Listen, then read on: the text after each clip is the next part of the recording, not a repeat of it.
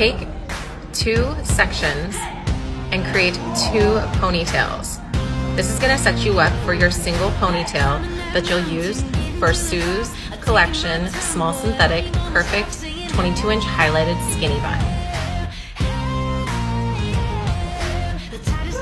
Take the bun, open it up, and place it over both ponytails.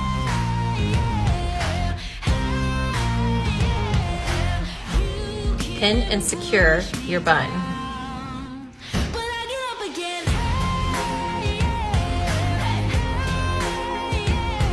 Take two sections of the weft hair and your hair and tie them into a knot.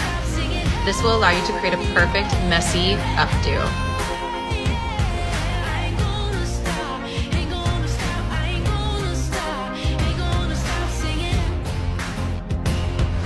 Secure your look with some additional pins.